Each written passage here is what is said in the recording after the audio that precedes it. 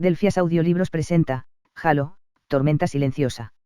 Una novela del universo Halo, escrita por Troy Denning y lanzada el 4 de septiembre del 2018. Capítulo 25. 1519 horas, 15 de abril de 2526, calendario militar. Merodeador viuda negra de la clase Erise del UNESC. Aproximación de inserción, planeta Naraka, sistema Agni. El áspero pitido de una alarma de advertencia se escuchó en la cabina de vuelo de la viuda negra, y el corazón de John 117 le subió a la garganta. Con la fuerza Sierra acercándose a Naraka y la fuerza Daga ya infiltrándose en los puestos de avanzada de los puntos de liberación del enemigo, el plan de asalto era inmutable y a la vez muy vulnerable. Su HUD mostraba 11 minutos antes de que una ola de detonaciones nucleares tuviera que acabar con los escuadrones de piquetes del Covenant. Durante la confusión que siguiera, los 4 merodeadores de la Fuerza Sierra penetrarían las defensas alienígenas e insertarían un pelotón de tropas de asalto espacial dirigidas por los Spartans en 4 lugares diferentes cerca del anillo orbital de apoyo de flotas. Los pelotones utilizarían entonces tácticas de caminata espacial para abordar y destruir tantas instalaciones como fuera posible desde el interior, utilizando dispositivos nucleares con fusibles de tiempo y recipientes de un explosivo de alto rendimiento llamado octanitrocubano. Apodados ACTAS, los recipientes costaban más que un dispositivo termonuclear Havok, pero valían la pena porque eran cargas huecas y su rendimiento explosivo no disminuía en el vacío. Pero nada de eso importaría si la Fuerza Sierra no estuviera en posición cuando la Fuerza Daga comenzara su ataque. El operador del sensor silenció la alarma de advertencia, y luego se giró hacia la silla de la comandante en la parte posterior de la cabina de vuelo. Señora, esa era una baliza de socorro de asalto espacial transmitiendo abiertamente. El operador del sensor miró a John y añadió, el identificador dice sargento a Johnson. Avery Johnson. La voz de Esme White traicionó su sorpresa.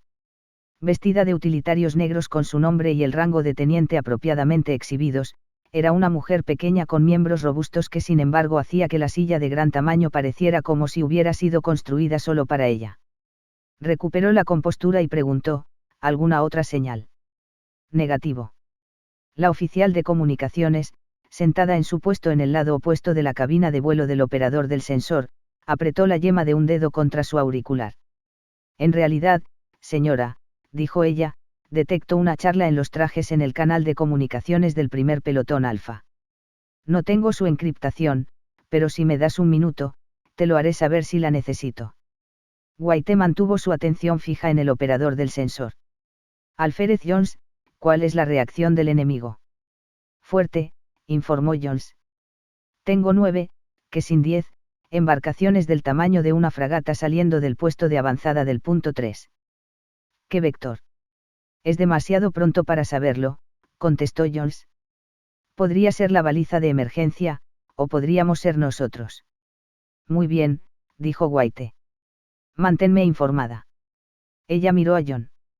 Sin duda ella estaba pensando lo mismo que él, si la oficial de comunicaciones estaba recogiendo charlas de traje a traje, eso solo podía significar que Avery Johnson no era el único soldado que estaba flotando por ahí. Claramente, algo había ido muy mal en el esfuerzo por tomar el control de los merodeadores de Héctor Nieto. White continuó mirando a John. Finalmente se dio cuenta de lo que ella estaba esperando. No podía creer lo que estaba a punto de decir, pero Avery Johnson entendía la disciplina de las señales tan bien como cualquiera. Nunca comprometería la misión activando una baliza de emergencia que el enemigo seguramente detectaría. La única razón por la que haría algo tan drástico era porque quería que el Covenant lo escuchara. John solo deseaba entender por qué. Creo que tenemos que seguir el plan. John tuvo cuidado de expresar su decisión como una sugerencia. Crowder pudo haberlo puesto a cargo de la misión, pero él era un enlistado y White era la oficial de más alto rango a bordo del merodeador. Si las cosas se ponían feas, no cabía duda de a quién obedecería la tripulación. Tenemos que seguir en la misión. Los labios de White se tensaron, pero ella le hizo a John un asentimiento firme. Muy bien, jefe maestro. Se volvió hacia el frente otra vez. Detección, continúa monitoreando la señal. Navegación, determina la ubicación para el regreso. Intentaremos pasar más tarde y recogerlos. Señora, esa armadura de asalto solo tiene 90 minutos de aire, dijo el navegante. Incluso si los alienígenas no, ya oíste al jefe maestro, dijo White. Haz tu maldito trabajo y fija la ubicación. Sí, señora. Un silencio intranquilo cayó sobre la cabina de vuelo. John podría haber condenado a muerte a Avery Johnson y a docenas de dagas negras, pero el sargento también habría sido el primero en decirle que lo hiciera. Si la Fuerza Sierra no lograba destruir las instalaciones de apoyo de flotas en Naraka, el Covenant podría reabastecerse y reanudar su invasión de las colonias exteriores sin trabas, y permitir eso podría significar el fin de la humanidad. Solo pasaron unos segundos hasta que el operador del sensor dijo: «Señora, he perdido la baliza, y creo que los alienígenas también, si es que alguna vez la tuvieron. Están acelerando en un vector que evita la ubicación del sargento Johnson. ¿También evitarán a la Fuerza Sierra?», preguntó White. «Podría estar cerca», contestó el operador del sensor. «Pasaré mis datos a navegación para el análisis vectorial». «Muy bien», dijo White. «Comunicaciones, prepárate para una transmisión en ráfaga de la Fuerza Sierra con un nuevo rumbo e instrucciones». El estómago de John se apretó. Incluso si el Covenant no detectara la transmisión de ráfaga, una orden de cambio de rumbo causaría una cascada de mensajes y quemaduras de propulsores mientras 4 merodeadores se coordinaban para reducir al mínimo las posibilidades de colisión. Un ala de merodeadores de primera como la de la Fuerza Sierra podría ser capaz de lograrlo sin alertar a los alienígenas de su presencia, pero sería una posibilidad remota. «Tengo ese análisis vectorial», reportó el navegador. «Parece un error de 100 kilómetros, pero podrían estar tratando de posicionarse para un ataque desde la cola». «Comunicaciones, espera». La mirada de White se distanció. 100 kilómetros en el espacio abierto era prácticamente un roce lateral, y John sabía que ella tenía que estar debatiendo el mejor curso de acción. «Señora, creo que debemos arriesgarnos», dijo John. «Entre la baliza de emergencia y el parloteo en las comunicaciones, algo está pasando con vuelo fantasma. El Covenant probablemente está reaccionando a eso, no a nosotros». White cambió su atención a John. «Aunque tengas razón, a 100 kilómetros, la proximidad aumenta nuestras posibilidades de ser detectados al 30%, y eso es con los sensores humanos. Aún tenemos que vencer nuestras posibilidades de cambiar de rumbo sin ser detectados. Asumiendo que tienes razón sobre lo que los alienígenas están haciendo». «Señora, no sé si el jefe maestro tiene razón», dijo el navegante. «Pero el vector de los alienígenas es extraño, intercepta nuestro acercamiento original. El que abandonamos después de que la Fuerza Daga entrara en el desliespacio», preguntó White. «Sí, señora», dijo el navegante. «Es como si esperaran que estuviéramos allí». «No a nosotros», dijo John. Empezaba a pensar que sabía por qué Johnson había activado su baliza de emergencia. Podrían estar persiguiendo a un merodeador de vuelo fantasma. «Es posible», dijo el operador del sensor. «Pero, ¿por qué se marcharía un merodeador?» «Sigue vigilando ese vector», ordenó White. Obviamente había llegado a la misma conclusión que John. Avery Johnson había activado su baliza de emergencia no para pedir ayuda, sino para llamar la atención del Covenant, y evitar que Héctor Nieto saboteara la llegada de la Fuerza Sierra. Pero incluso con un escuadrón enemigo en la cola de su merodeador, Nieto no se había dado por vencido. Ahora intentaba guiar a los alienígenas hacia la Fuerza Sierra. Y podría haber tenido éxito, si John no hubiera cambiado su vector de aproximación justo antes de que la Fuerza Sierra entrara en el desliespacio. Después de un momento, White añadió: «Y busca una ráfaga Tau. Si el jefe maestro tiene razón sobre a quién persigue el Covenant, ese merodeador no volverá para ayudarnos». El operador del sensor se quedó callado por un momento, y luego dijo: «Entendido. Te mantendré informada». La cabina de vuelo se calmó de nuevo. John sabía que se producía una ráfaga Tau cada vez que se abría un vórtice en el desliespacio. Las partículas Tau tenían una vida extremadamente corta, menos de 1.000.000.000ª parte de un segundo, por lo que eran imposibles de detectar a menos que una antena parabólica apuntara directamente al vórtice. Aún así, no era la partícula Tau lo que realmente se observaba, sino el estallido de energía que se producía cuando se encontraba con su complemento de antimateria y se autodestruía. John revisó su HUD. Las primeras armas nucleares debían detonar en los puestos de avanzada de los puntos de liberación en poco más de 5 minutos. Dado el aparente problema que había caído sobre el primer pelotón alfa, no esperaba ver ningún destello brillante en el punto de libración 3. Pero la Viuda Negra estaba lo suficientemente lejos de Naraka como para que cualquier detonación en los puntos de liberación 4 y 5 fuera visible a ambos lados del planeta, más o menos en el mismo plano que su ecuador. El escuadrón del Covenant llegará a su mayor acercamiento en 30 segundos, dijo el navegante. Y han abierto fuego con sus cañones de plasma, añadió el operador del sensor. Sobre nosotros, exclamó White. Lo siento, señora, no. Sobre quien sea a quien estén persiguiendo. Muy bien. Continúa. La voz de White había vuelto a su tono normal de calma. Comunicaciones, prepara el mensaje de la ráfaga, diciendo, rompan, rompan, rompan, activen todas las armas. Reten la transmisión hasta que yo lo ordene. Entendido. John fijó su mirada en el lado de babor del mirador y rápidamente vio un puñado de briznas azules que se acercaban desde la dirección del punto de libración 3. Aunque la distancia era minúscula según los estándares del espacio, nunca vio un reflejo o silueta que sugiriese que se trataba de la embarcación en sí. Incluso los pernos de plasma que los alienígenas disparaban contra el merodeador que huía eran apenas más que manchas de luz. Entonces, casi antes de que se diera cuenta, las briznas habían desaparecido. La tensión en la cubierta de vuelo se desvaneció, y una docena de respiraciones más tarde, el operador del sensor informó, el escuadrón del Covenant continúa en el vector. No hay indicios de que nos hayan detectado. White exhaló fuerte y luego dijo, comunicaciones, apaga esa transmisión de ráfaga. Se volvió hacia John. Buena decisión, jefe maestro.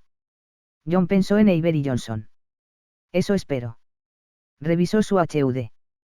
En 2 minutos, las armas nucleares deberían empezar a detonar y a destruir los escuadrones de piquetes y los puestos de avanzada de los puntos de liberación. Si todo salía según lo previsto, la Fuerza Sierra descendería 10 minutos más tarde y comenzaría a atacar el anillo de instalaciones orbitales de apoyo de flota que rodeaba Naraka. Las instalaciones estaban conectadas por un tubo de tránsito cerrado dentro de un armazón esquelético de celosías de soporte. La doctora Halsey lo había llamado armadura de celosías cuando vio los vídeos de reconocimiento, y el objetivo del ataque era destruir una cantidad suficiente de la armadura para derribar el anillo entero. Si la Fuerza Sierra pudiera destruir por lo menos 10 instalaciones, junto con la armadura de conexión, había un 92% de posibilidades de que la órbita de todo el anillo se volviera inestable y cayera en una rápida e irreversible decadencia. Al menos eso era lo que decía la doctora Halsey, y no tenía la costumbre de estar equivocada. Tenemos ráfagas de Tau, reportó el operador del sensor. Varias. Supongo que son 3 embarcaciones separadas, todas entrando al desliespacio en formación cerrada. John estaba aturdido. Durante sus sesiones de planificación para esta misión, Crowder y Johnson habían especulado sobre la profundidad de la conspiración, pero nadie había sugerido que podría incluir a los 3 merodeadores de vuelo fantasma. White miró por encima. Sorprendido. Sí, señora, se podría decir que sí, dijo John. El cuerpo de merodeadores es una división de la ONI. ¿Cómo pudo Nieto tripular 3 naves enteras con traidores? Más fácil de lo que crees, dijo White. Los comandantes aprueban todos los reemplazos de tripulación. Una vez que Nieto tuviera su vuelo, podría empezar a meter discretamente a su gente cada vez que hubiera una transferencia. Para toda la tripulación de 3 merodeadores. John todavía no podía creer que fuera posible. Eso llevaría años. Tal vez décadas. White se volvió hacia adelante otra vez. Ponte en el lugar de Nieto, John. Para los insurreccionistas, nosotros somos los invasores alienígenas, la horda que no puede ser detenida.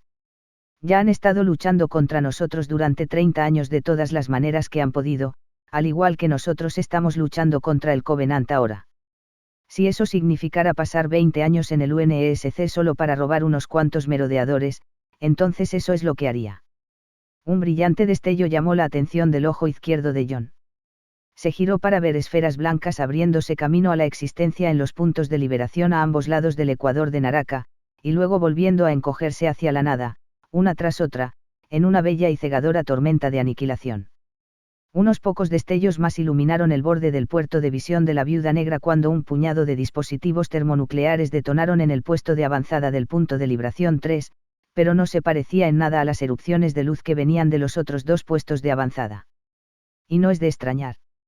Con el escuadrón de piquete alienígena persiguiendo a vuelo fantasma, los únicos objetivos que quedaban en el punto 3 eran unas pocas estaciones de apoyo. Sensores, ¿cuál es el estado del escuadrón del Covenant detrás de nosotros? Intacto, dijo el operador del sensor. Y cambiando de dirección. Parece que están respondiendo al ataque. Vigílalos, dijo White. Ella miró a John. Será una inserción caliente. John se encogió de hombros. ¿Hay de algún otro tipo? En realidad, solo había dirigido inserciones hostiles un puñado de veces, más recientemente, cuando los Spartans atacaron la flota logística de Etalan, pero estaba bastante seguro de que ninguna inserción era siempre fácil. Siempre habría alguien dispuesto a hacer lo que fuera necesario para evitar que el UNESC pusiera un pie en su terreno. Solo pónganos dentro del rango de caminata espacial del anillo orbital, agregó John. Nosotros nos encargaremos del resto. Trato hecho. La mirada de White estaba clavada en el frente, donde el moteado disco verde de Naraka se expandía rápidamente a través del mirador. Ya se podía ver su anillo de instalaciones de apoyo de flota que orbitaba sobre el ecuador, una raída banda de formas rizadas conectadas entre sí por el filamento amarillo verdoso de un tubo de tránsito. Las formas variaban en tamaño desde casi imperceptibles hasta tan grandes como el puño de John, y estaban salpicadas con las luces centelleantes y las burbujas resplandecientes de las instalaciones industriales activas. Debajo de un puñado de estas instalaciones, radios de luz azul descendían hacia la cubierta de nubes amarillas de Naraka y desaparecían de la vista. Frente al anillo orbital flotaban 20 embarcaciones del Covenant, cada una de ellas tan grande que John las confundió con instalaciones en el anillo mismo, hasta que se dio cuenta de las brillantes manchas que pululaban a su alrededor y se dio cuenta de que estaba mirando un caparazón de cazas. Incluso entonces, le llevó un momento reconocer el problema. Las naves no tenían colas de empuje.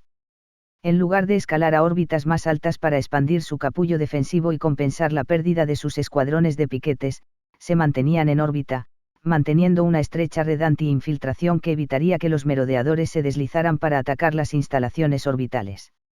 Buena disciplina, dijo White. No se lo están tragando. Imagina eso, dijo John. Alguien filtró nuestro plan. Tal vez, dijo White.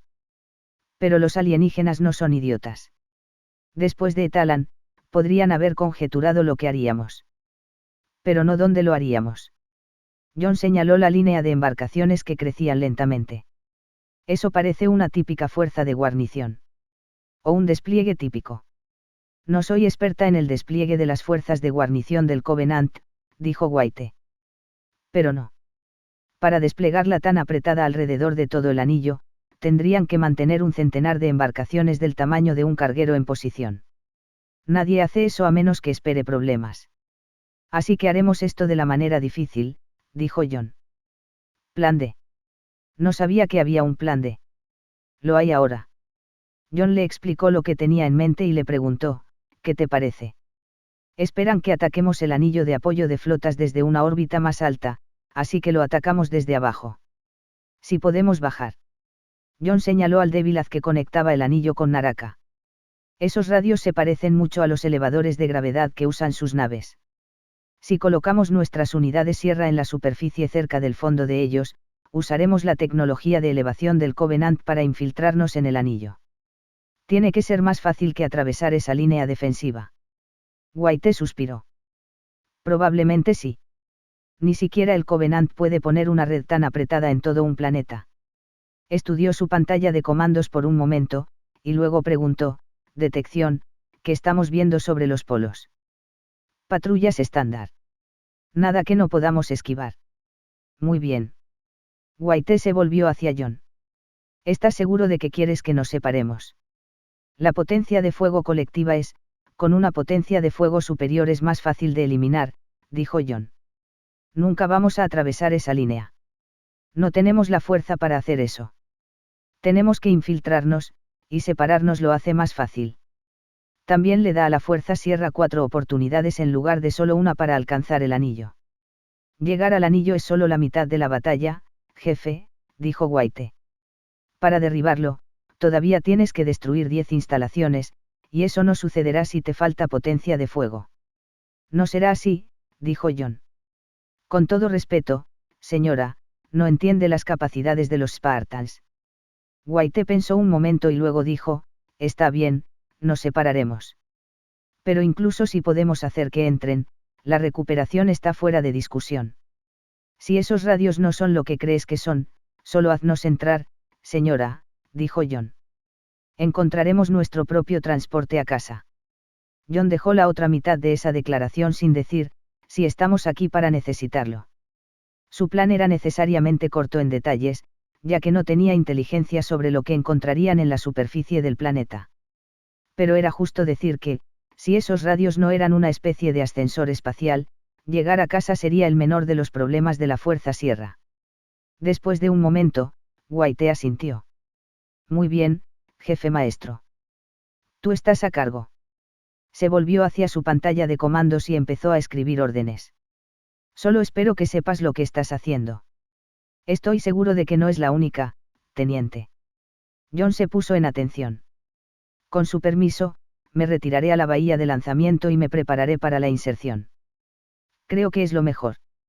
White habló sin apartar la vista de su pantalla de comandos. No nos vamos a molestar en establecer la órbita. Esto será una inserción de meteorito. Le comunicaré por ráfaga tu plan a los otros merodeadores, y tus botas estarán en tierra en 16 minutos. Se dirigió a la oficial de comunicaciones y comenzó a dar instrucciones para la transmisión de ráfaga. Tomando su cambio de enfoque como una despedida informal, John se retiró a la bahía de lanzamiento, donde se unió al resto del equipo azul y al tercer pelotón de la compañía Delta. Hablando mientras trabajaba, John explicó el nuevo plan y comenzó a asegurar armas y dispositivos a su armadura. Puso un MA-5B con lanzagranadas en su montura magnética dorsal y, como quería un arma con el poder de penetrar el escudo de energía personal del enemigo, eligió llevar a mano una escopeta de asalto cercano M90. Se unió al resto del equipo azul en la carga de los artefactos explosivos, una acta de 100 kilotones en cada cadera y una Havok de 30 megatones en la parte baja de su espalda. Sin ser Spartans biológicamente aumentados en la armadura potenciada Mjolnir, la teniente Oso Pequeño llevaba una Fury de 1 megatón, y sus 31 dagas negras, cada uno de ellos, llevaban un par de actas sujetadas con un gancho magnético por encima de sus paquetes de propulsión. John se preguntaba si esto era algún tipo de récord para la artillería más nuclear jamás llevada por una fuerza de inserción compuesta enteramente de infantería, y ni siquiera estaba considerando a los otros equipos de dagas negras y Spartan a bordo del resto de los merodeadores de la Fuerza Sierra, con equipos similares. Definitivamente sería un gran espectáculo de fuegos artificiales, con suerte uno que todos ellos estarían disfrutando desde una distancia segura. Unos minutos más tarde, el equipo estaba listo y la Viuda Negra empezó a estremecerse cuando se sumergió en la atmósfera de Naraka. Los Spartans se dirigieron a la escotilla de salto en la parte trasera de la bahía. Anticipando un desembarco bajo fuego, John asignó a Fred y Kelly para que lideraran el camino, seguidos por 12 Oudiestis cada uno. Él y Linda serían los siguientes en desembarcar. De esa manera, el pelotón tendría una potencia de fuego Spartan que dirigiera el camino y que viniera en apoyo, y el coronel Crowder no le mordería el trasero por liderar desde el frente. La teniente Oso Pequeño se ocuparía de la parte trasera de la formación con los Oudiestis restantes en caso de que la situación realmente se deteriorara y el pelotón necesitara a alguien que se encargara de arreglar el desastre. La iluminación en la bahía de lanzamiento se oscureció brevemente, indicando que faltaban 3 minutos para que se abriera la escotilla, y luego regresó al máximo, lo que indica un peligroso desembarco a la luz del día. Que no se podía evitar. Con 4 merodeadores alcanzando objetivos repartidos uniformemente alrededor del ecuador del planeta, solo la mitad de los equipos de la Fuerza Sierra iban a desembarcar al abrigo de la oscuridad. John pidió que se hicieran las comprobaciones finales y revisó su propia lista de sistemas, y luego se dedicó a intercambiar inspecciones visuales con Linda. Un crujiente rugido creció dentro de la bahía cuando la fricción atmosférica comenzó a calentar el casco de la Viuda Negra. El HUD de John mostró que la temperatura dentro del compartimiento subía rápidamente, y el merodeador se comenzó a tambalear tan fuerte que incluso los Spartans tuvieron que arrodillarse para evitar caer de sus pies. La voz de White llegó por el canal de comunicaciones del tercer pelotón. Perdón por el duro viaje. Estamos empezando a atraer moscas, y los quiero en el suelo antes de que empiecen a morder. Vigilen los monitores para que vean su zona de aterrizaje, pronto tendremos contacto visual. Apenas había cerrado el canal cuando se activaron los monitores de los mamparos, mostrando nada más que una neblina amarilla. John pensó por un momento que había algún tipo de problema de transmisión, entonces la neblina se hizo más fina y desigual, ofreciendo vislumbres de un exuberante mundo volcánico de calderas humeantes y brillantes grietas. Un patrón de cachemira de campos amurallados y terrazas serpenteantes cubría la mayor parte del terreno que no estaba activamente humeante o burbujeante. Una red plateada de luminosas calzadas convergían en una ciudad distante de cúpulas de marfil y espirales doradas, que se apiñaban al pie de una columna de luz azul. Mientras la Viuda Negra seguía rebotando y temblando hacia la ciudad, grietas y fisuras empezaron a definir las cúpulas y las agujas en grupos separados de edificios altos y esbeltos que se elevaban cientos de metros de altura, retorciéndose y arqueándose en formas gráciles, aparentemente centenarias y que parecían casi de cristal soplado a mano. La luz azul se engrosó hasta convertirse en un pilar del tamaño de un rascacielos, y en su interior empezaron a aparecer vetas oscuras que se elevaban por la columna a una velocidad casi mayor que la que podía seguir el ojo. Bueno, eso es un extraño ascensor espacial alienígena, o un extraño cañón de partículas alienígenas, dijo Fred. Supongo que lo sabremos cuando entremos. Esas rayas son demasiado grandes para un cañón de partículas, dijo la teniente Oso Pequeño, que claramente no estaba acostumbrada al humor de Fred. Pero aún no estoy segura de que podamos sobrevivir a ese tipo de aceleración. Solo hay una manera de averiguarlo, dijo John. Enviar a Kelly primero. Preguntó Fred. Muy gracioso, dijo Kelly. ¿Y tú vienes conmigo? Las luces de alerta de los mamparos cambiaron de rojo a ámbar. Un minuto, dijo John. Basta de charla. Las grietas y fisuras entre los elegantes edificios se ensancharon hasta convertirse en rutas de vuelo llenas de tráfico aéreo, y las cúpulas y espirales comenzaron a elevarse más que el merodeador. Una serie de círculos blancos se encendieron en la parte inferior del monitor y rápidamente se encogieron en puntos cuando la Viuda Negra disparó 3 misiles Argent V para despejar su camino hacia el ascensor espacial. El primer misil cayó detrás de un vehículo volador oblongo con un elegante cuerpo morado que descansaba entre 2 patines de levitación grises, y luego floreció hasta convertirse en una bola anaranjada que lamió los edificios a ambos lados del carril. John no tenía idea si el vehículo había sido militar o civil, y trató de no pensar en ello. El simple hecho era que había sido entre la Viuda Negra y su objetivo, y ese desafortunado giro de los acontecimientos había sellado su destino. Los 2 misiles siguientes destruyeron objetivos aún más adelante del merodeador, y la ruta de vuelo rápidamente comenzó a despejarse a medida que los confundidos pilotos alienígenas se desviaban por los carriles laterales o caían hacia la calle de abajo. La Viuda Negra se niveló a casi la mitad de la altura de los edificios y continuó hacia el ascensor espacial, ahora usando su par de cañones en la nariz de 50 mm para deshacerse de cualquier vehículo que no fuera lo suficientemente rápido como para despejar el carril. Las luces de alerta comenzaron a parpadear. 30 segundos. John metió una bala en su M90. Seguros fuera. La Viuda Negra comenzó a desacelerarse. 1000 metros más adelante, el corredor aéreo se abría a un bullicioso patio de transferencia con pavimento que se parecía mucho a una vasta lámina de vidrio gris verdoso. Cientos de deslizadores de transporte con compartimientos abovedados para el conductor, camas de carga ovaladas y plataformas antigravedad que sobresalían de sus lados se ubicaban uno frente al otro en filas dobles, lo que creaba un amplio pasillo central entre los 2 parachoques traseros. Un pequeño ejército de estibadores alienígenas, en su mayoría Jackals y Grants, estaba descargando los largos trineos de carga de los deslizadores en el pasillo central. Por lo que John podía ver, parecía que una vez que las cajas estaban colocadas en el pavimento, flotaban hasta el ascensor por sí solas, y luego desaparecían. La Viuda Negra lanzó una masiva andanada de misiles, y de repente el monitor solo mostró llamas y humo. El merodeador se ralentizó y empezó a mover su nariz hacia adelante y hacia atrás, resonando notablemente mientras llenaba el aire de disparos de cañón. Las luces de alerta parpadearon en verde cuando se abrió la escotilla de salto, luego Fred y Kelly ya estaban encabezando las primeras filas de dagas negras hacia la superficie del planeta alienígena. John y Linda siguieron segundos más tarde, descendiendo 2,5 metros a través de un espeso humo negro. La gravedad de Naraka era solo unas 3/4 partes del estándar de la Tierra, así que el descenso fue lento y fácil, y aterrizaron en una superficie lisa que parecía extrañamente libre de despojos y escombros. John sintió algo raspando la parte superior de su casco. Pensando que le estaban disparando, se arrodilló y se dio la vuelta, y se encontró debajo de la Viuda Negra, siendo transportado detrás de una línea de audiestis igualmente arrodillados. Delante de ellos, las oscuras formas de docenas de deslizadores de transporte ardientes yacían volcados sobre sus costados. Unos pocos estaban descansando sobre sus cimas, sus plataformas antigravedad con bisagras se balanceaban perezosamente mientras se deslizaban hacia el ascensor espacial. John miró hacia abajo y vio que se deslizaba a lo largo de una banda verde esmeralda de pavimento vidrioso. Parecía nivelado, pero se sentía como si estuviera sobre hielo verde, bajando una suave colina. Golpeó la culata de su M90 contra ella, medio esperando ver una red de grietas corriendo hacia afuera desde el punto de impacto, y sintió, nada. Su escopeta dejó de descender y no quiso seguir adelante.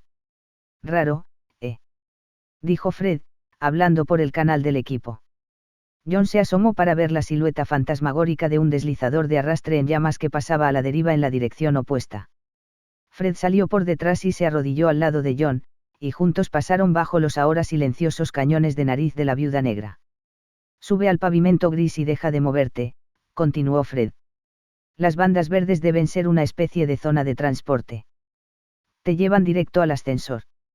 John observó el humo que se avecinaba, tratando de encontrarle sentido a la confusión de formas y a los conos parpadeantes de color naranja, y luego se rindió y cambió a su rastreador de movimiento.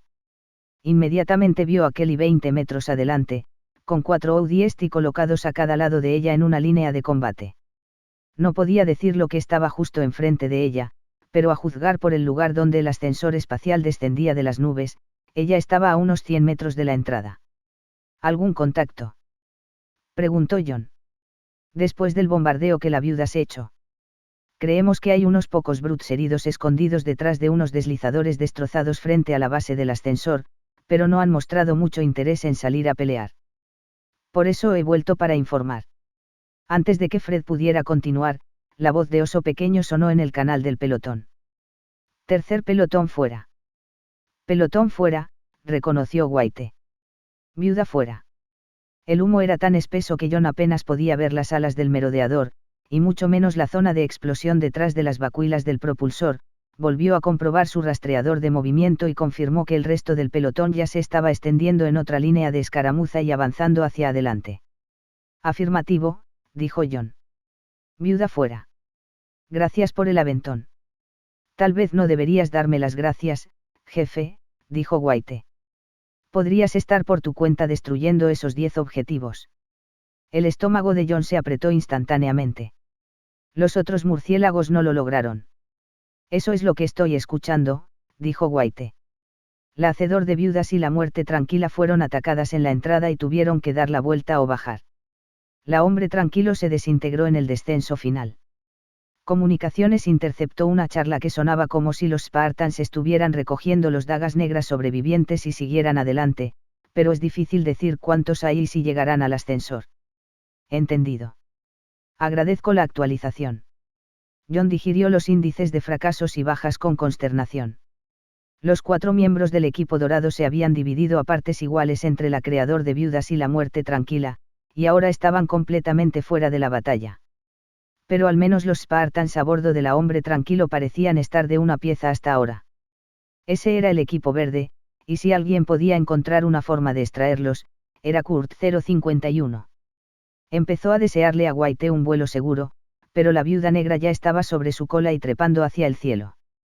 El chorro del propulsor despejó el humo el tiempo suficiente para revelar docenas de cuerpos alienígenas colgando de burbujas de pilotaje destrozadas o tumbados debajo de deslizadores de transporte volteados. Era un espectáculo espantoso, y ninguno de ellos llevaba armadura, llevaba armas, o mostraba cualquier otra señal de estar en el ejército. John casi se encontró arrepintiéndose de sus muertes, hasta que recordó lo que el Covenant le había hecho a Harvest y a Etalan y a Vico y probablemente a una docena de otros mundos de los que aún no había oído hablar. El Covenant había comenzado esta sangrienta guerra, y John no se permitía a sí mismo sentirse mal por haberla peleado según las reglas de ellos. La zona de transportación llevó a John y a sus compañeros a unos pocos metros de la línea de escaramuza que Kelly había establecido. Se volvió hacia Fred y habló por el canal del equipo. Me hablaste de unos brutes heridos. Eso creemos. Fred señaló hacia el humo. Hay algunos deslizadores de transporte adelante que han sido juntados para hacer un parapeto. Estamos suponiendo que son Brutes, ya que probablemente son los únicos lo suficientemente fuertes como para arrastrar esas cosas de un lado a otro. Podríamos intentar dar la vuelta. Pero ¿a quién le gusta que le disparen por la espalda?, dijo Fred. Tenemos que eliminarlos. Y rápido, dijo John. Si están escondidos, están esperando algo. Fred inclinó su casco hacia adelante, de acuerdo. Tal vez tengan apoyo en camino. O tal vez están esperando que se encienda una barrera de bloqueo, agregó Linda. Podría ser cualquier cosa, dijo John. Lo único que nadie mencionó fue cortar la energía del ascensor. Con miles de toneladas de carga en tránsito hacia una órbita geoestacionaria a decenas de miles de kilómetros sobre la superficie del planeta, no se interrumpía simplemente la energía de un ascensor espacial, a menos que estuviesen preparados para un impacto a alta velocidad que haría que una detonación nuclear pareciese una explosión de granada en comparación. Lo que sea que estén esperando, desaparezcamos antes de que suceda. John salió de la zona de transportación. Fred y Kelly, flanquéenlos. Linda, conmigo. Un trío de luces de estado parpadeó en verde, y Fred y Kelly desaparecieron en el humo. Linda siguió a John hasta un Audi ST que se escondía detrás de un deslizador de transporte quemado. John entregó su M90 al Audi ST, y luego le señaló a Linda un deslizador cercano que aún humeaba. Necesitaremos 2, creo. 2 deben servir, dijo Linda. Ella aseguró su M99 a su Mjolnir, luego se acercó al deslizador que todavía humeaba y comenzó a empujarlo hacia la zona de transporte. El deslizador de John ya estaba adyacente, así que simplemente se agachó junto a él y esperó a que Linda moviera el suyo a su posición. Se pasó al canal del pelotón y dijo: Teniente Oso Pequeño, Linda y yo vamos a forzar la mano del enemigo. Sugiero que el pelotón nos siga y esté listo para moverse rápido. Ya lo oyeron, dijo Oso Pequeño. Muévanse. El deslizador de Linda se raspó en su lugar junto al de John. El humo que se extendía por delante era tan espeso que apenas podían ver 5 metros con claridad, y distinguir formas a no más de 10 metros. La barricada enemiga estaba en algún lugar más allá, pero cuando John miró hacia el cielo, todavía podía ver la columna azul del ascensor cerniéndose sobre él. Permanecía lleno de las oscuras vetas de la carga en ascenso. John miró a Linda. 3, 2. Ella empujó su deslizador hacia adelante, y él lo levantó, poniendo toda su fuerza y la armadura Mjolnir en el esfuerzo. El deslizador se salió del pavimento vidrioso y se volcó parcialmente, luego se estrelló en el lado opuesto de la cinta de transportación. Estaba más o menos igualado con el de Linda, pero descansando en un ángulo que dejaba un pequeño hueco entre los dos vehículos. Suficientemente cerca. John agarró su M90 del Audi ST y entró en la zona de transportación. Vamos, dijo por el canal del pelotón. Y necesitamos a alguien con un SPNKR aquí arriba. Oso Pequeño ladró, Chávez. Unos segundos más tarde, un Audi ST apareció con un lanzacohetes y un juego extra de barriles. Con su armadura negra de asalto, se parecía a todos los demás Audi ST, excepto que era más o menos una cabeza más alto y medio brazo más ancho. John pensó brevemente en cómo manejar el SPNKR por sí mismo, y luego recordó lo que Johnson había dicho sobre confiar en que su gente haría su trabajo. Señaló a Chávez hacia la brecha entre los dos vehículos. El enemigo ha improvisado un parapeto por delante de nosotros, dijo. Ambos cañones, en el instante en que lo veas. Lo haré, jefe maestro. Chávez se arrodilló sobre el pavimento y colocó los barriles adicionales a su lado, luego empujó cuidadosamente su arma en el hueco. John revisó su rastreador de movimiento y vio que la teniente Oso Pequeño y el resto del tercer pelotón estaban alineados detrás de él en 2 columnas bien espaciadas, con las armas listas. Fred y Kelly reaparecieron en el rastreador, a unos 10 metros por delante y a una distancia similar al lado. ¿Ya viste algo?, le preguntó John a Chávez. De repente, una llamarada amarilla llenó la visión de John cuando ambos cohetes salieron despedidos. En lugar de salir inmediatamente de la brecha, Chávez buscó su juego extra de barriles, luego voló hacia atrás, el SPNKR salió volando de sus manos mientras descendía con un grupo de púas ardientes que sobresalían de su armadura en el pecho.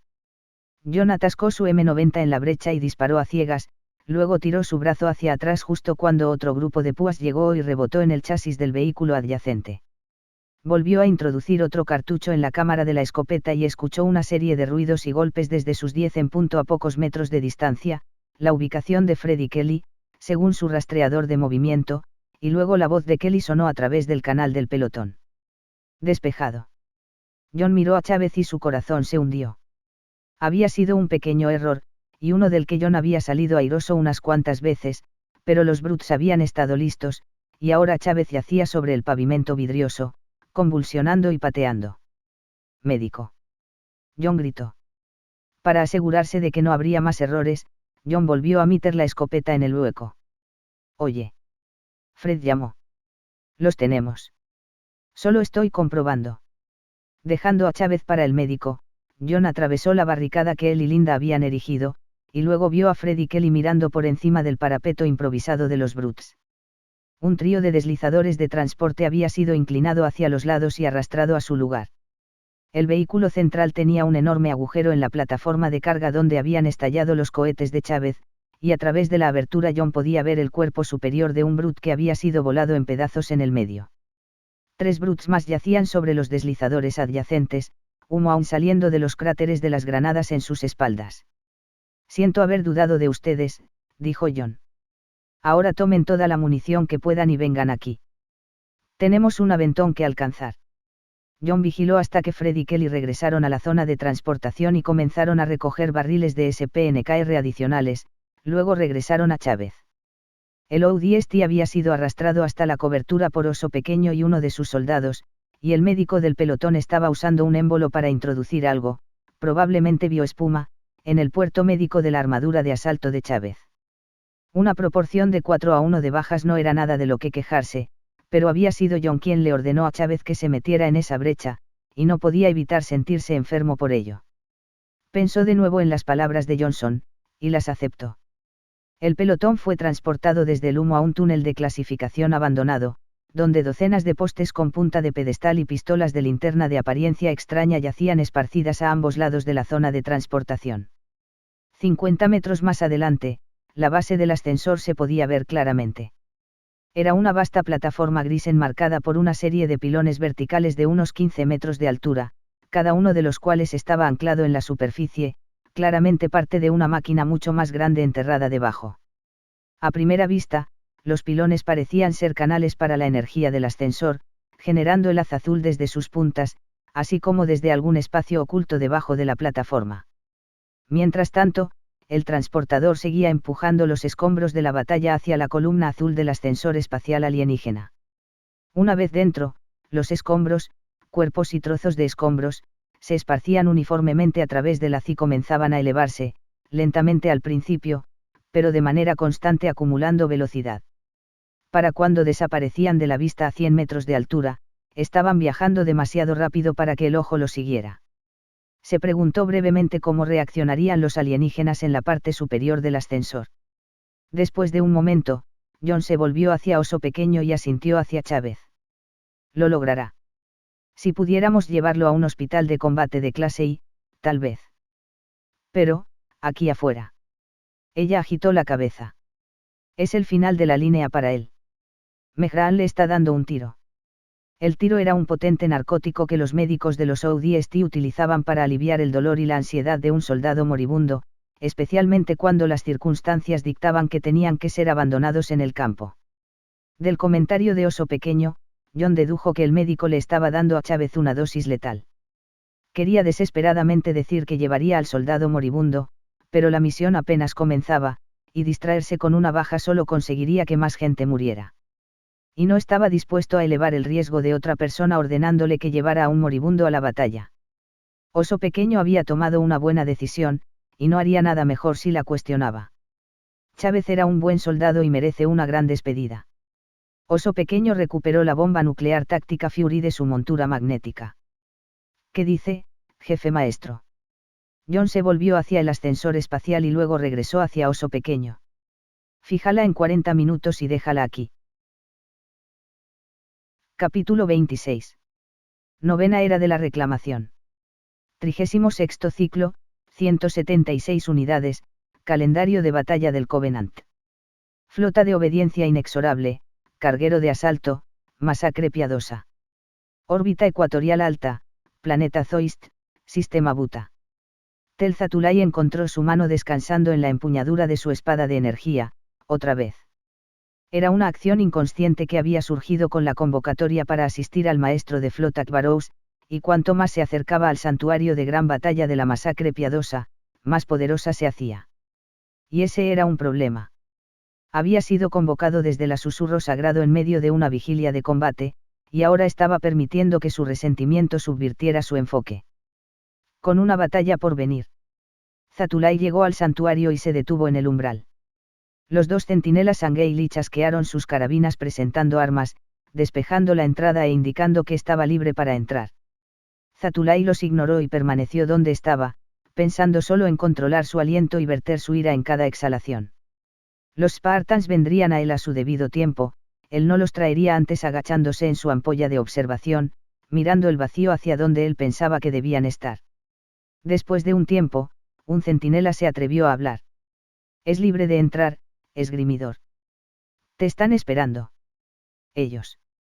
Por supuesto, habría sido el Sansium quien lo mandó llamar, quien creía que el Covenant debía ser capaz de comandar a sus enemigos como lo hacían sus acólitos. Sin responder al centinela, Zatulai entró en el santuario. Inmediatamente se enfrentó a un holograma táctico de 2 pisos del sistema planetario de Zoist, que incluía su luna, sus puestos de avanzada en los puntos de libración y el complejo de estaciones orbitales de apoyo de flotas conocido como el Anillo de la Poderosa Abundancia. La flota de obediencia inexorable se mostraba en su círculo de protección. Incluso las posiciones de los escuadrones de los puestos de avanzada y las patrullas de cazas estaban apostadas.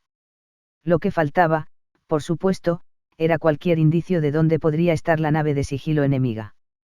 En el lado cercano del holograma había 15 ayudantes y trazadores, todos ocupados conversando entre sí y fingiendo que no se habían dado cuenta de la llegada de Zatulai. Kvarous estaba solo en el otro lado del compartimiento, mirando el holograma mientras caminaba de un lado a otro. El magistrado Sansium de la flota, el ministro menor de inspección de artefactos, estaba sentado en su silla antigravedad en el rincón detrás de Kvarous, acariciando sus protuberancias de la barbilla y moviendo su largo cuello de un lado a otro mientras observaba la marcha del maestro de flota.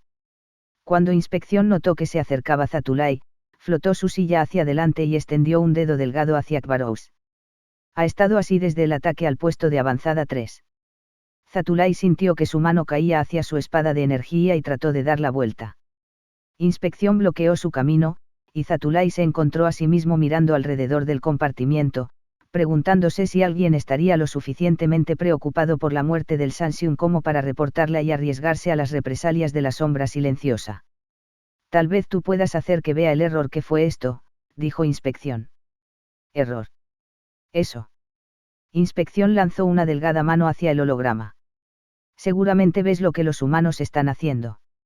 Lanzando un ataque sigiloso contra Zoist, como predije, dijo Zatulai. ¿Qué ve usted? Una distracción. Dijo Inspección. Una pequeña fuerza enviada para retenernos aquí mientras atacan Gran Caridad. Esa tontería ilógica otra vez. Zatulai esquivó la silla de Inspección. Cuando el Sansium intentó bloquear su camino una vez más, el Sangeili apartó la silla y continuó hacia Kvarous. Se dio cuenta de que su mano había vuelto a la empuñadura de su espada de energía y no la había retirado. Kvarous continuó caminando y no se detuvo hasta que Zatulai se colocó directamente delante del maestro de flota. «Me convocaste, maestro de flota». El tono de Zatulai era intencionadamente plano y duro.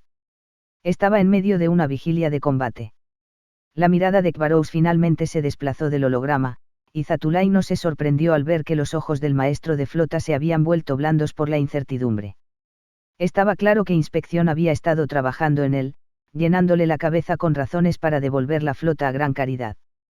Puede que haya cometido un error crítico de estrategia, esgrimidor. Kvarous se giró y señaló hacia el holograma táctico. Los humanos solo han atacado nuestros puestos de avanzada. Hasta ahora, dijo Zatulai. Le había horrorizado ver la duda en los ojos de Kvarous, pero ahora se encontraba asombrado por el honor del maestro de flota. Había sido Zatulai quien abogó por una retirada para defender Zoist, pero Kvarous solo se culpaba a sí mismo. Vendrán más ataques. ¿Y cuánto tiempo debemos esperar? Inspección exigió, flotando detrás de Zatulai. Hasta que Gran Caridad haya caído. Cuando Zatulai no respondió, Barrows permitió que sus mandíbulas se abrieran un poco en diversión. Volvió a señalar con el dedo el holograma, esta vez moviéndolo para que Zatulai mirara. Los humanos solo están haciendo ataques menores con una pequeña fuerza, dijo. 3 de sus embarcaciones ya se han retirado, y ahora solo hay un puñado de ellas atacando. Zatulai miró y vio un enfrentamiento aparente, donde escuadrones de Banshees y Seraphs estaban descendiendo del anillo de la poderosa abundancia para enfrentarse a una nave humana en una órbita más baja. Señaló la pelea. ¿Qué está pasando allí? Nada de qué preocuparse, dijo Inspección. Otra distracción. Fue una incursión en la superficie, dijo Barrows, que pareció percibir la alarma de Zatulai. Un puñado de naves de sigilo hicieron entradas de cometas sobre los polos. 2 de ellas sobrevivieron lo suficiente como para atacar los elevadores celestes. Y fue una finta, insistió Inspección. Destruyeron algunos equipos y mataron a algunos esclavos. Pero los elevadores celestes no se vieron afectados. ¿No es eso lo que acabo de decir? Preguntó Inspección. Barrows le disparó a Inspección una mirada que sugería que quería atar el largo cuello del Sansium en un nudo, y luego se volvió hacia Zatulai. ¿Qué te preocupa, esgrimidor? Que no me lo hayan dicho antes. Zatulai se giró y se dirigió hacia la salida. Espero que aún haya tiempo. ¿Tiempo para qué? Barrows cayó a su lado. 3 de sus naves de ataque han sido rechazadas o destruidas, y la última no saldrá de órbita. No importa, dijo Zatulai. Su estratagema tuvo éxito. Barrows agarró a Zatulai por el hombro, una libertad que le permitió conservar solo gracias al honor que había mostrado antes, cuando había asumido la responsabilidad exclusiva de su error imaginario. Explícate, esgrimidor. Como quieras, pero escucha bien, no tengo tiempo para repetirlo. Barrows apretó sus mandíbulas para que Zatulai continuara. Los humanos no estaban tratando de destruir los elevadores celestes, dijo. Querían usarlos. Las fosas nasales de Barrows se ensancharon tanto que parecían un segundo par de ojos. ¿Qué? Confírmalo con el caudillo planetario, si quieres. Zatulai se liberó del agarre del maestro de flota y se dirigió de nuevo a la salida. Pero debo irme. Los humanos ya están en los elevadores celestes. Entonces no hay problema, dijo Inspección. Simplemente invierte los elevadores. Y devolverlos a la superficie de un mundo sagrado. Para que lo profanen aún más. Barrows estaba claramente horrorizado. Zoist era la sagrada morada de las 10 ciudades de la edificación, que una vez fueron el hogar de los mismos Forerunners. Todo el planeta era considerado sagrado para el Covenant porque gran parte del conocimiento que potenciaba su nave estelar y la tecnología armamentística había sido recuperado de las antiguas salas de los gremios que dominaban las ciudades sagradas, y todavía había miles de artesanos e ingenieros que trabajaban arduamente tratando de comprender las maravillas que los Forerunners les dejaron para que las descubrieran, milagros que a los infieles no podía permitirse jamás que vieran. No puedo creer que un ministro menor pronuncie tal blasfemia. Solo estoy sugiriendo una manera de deshacer tu incompetencia, contestó Inspección. Los jerarcas te castigarán en menor medida por la profanación que por perder toda una estación de flota. Sería más que profanación, dijo Zatulai. Si invertimos los elevadores celestes ahora, los Spartans escaparán a través de Zoist y se bañarán en la luz prohibida del conocimiento divino de los Forerunners, y entonces, ¿a quién culparán? A mí no. Barrows le indicó a Zatulai que se dirigiera hacia la salida. Ve y mátalos mientras puedas. Gracias por escuchar. Like y suscripción si les gustó y recuerden que pueden comentar cualquier cosa. Hasta el próximo capítulo, amigos.